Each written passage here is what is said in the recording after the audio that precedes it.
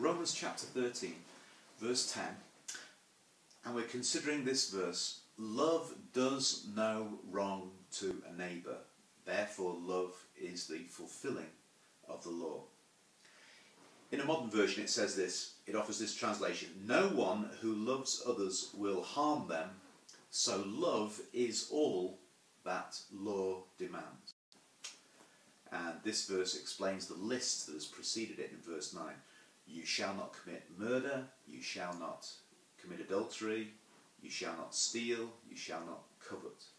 And then, and don't miss this bit, he says, and any other commandment. He's just trying to say, now don't you try and catch me out here. He says, and any other commandment. So Paul doesn't hold the law lightly. He says, and any other commandment, all of them, they are fulfilled in love for one another. So Paul is not trying to throw out the law of God and say, do whatever you want, there are no rules. He isn't saying that. I know that Augustine once, in a very famous quote, he said, love God and do as you like. And that can be really misunderstood, can't it? That can be taken so lightly, so easily, saying, well, I love God and I want to do this. Now, of course, Augustine's point was, if you truly love God with all your heart and soul and mind and strength, as the Bible calls you to do, if you truly do, then you will do the things that please him, and you won't do the things that displease him, and the things that displease and wound your neighbours. You will be so embedded and embraced by the grace and love of God that you will do the things that he loves. That's what Augustine meant.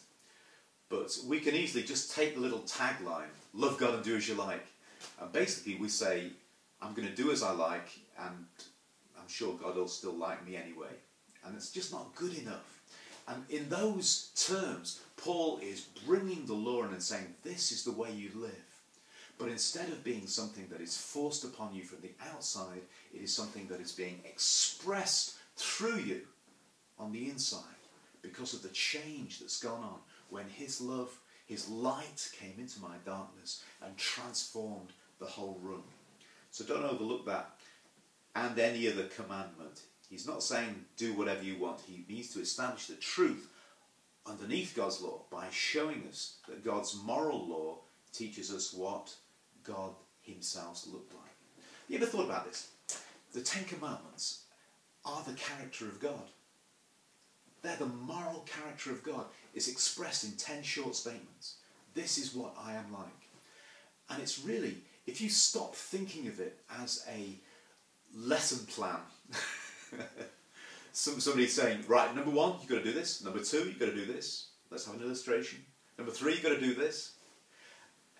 So instead of being a lesson plan, instead of being a kind of guided, purposed job description, a duty, a chore, something that is laid upon you to do, instead of all that, it is just a description of what you want to do because you're in love with the one who is like this. The Ten Commandments demonstrate the moral character of God, a God who is faithful, a God who is honest and loyal to what he says, a God who is in love and kind and gracious and giving. He said this is not law at all, this is family. This is the beauty of family, completely committed to one another in love. How can I do something that would hurt somebody that I love? It's as simple and as radiant and as profound as that. So he says, love is the fulfilling of the law. So what I can't do is pull these things together as if they are polar opposites. On the one hand, love. On the other hand, law. Or even this, think about this. On the one hand, grace. And on the other hand, law. See, no, if you speak that way, you're missing the vitality about what God's doing. They are one thing.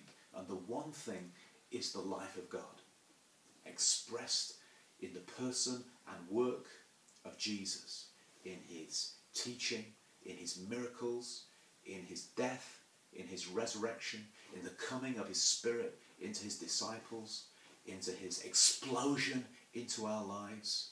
And he says, this is the law of love. This is the love of law. This is the person of God made real in you. Do you hear it? It's a wonderful, wonderful picture. May God bless you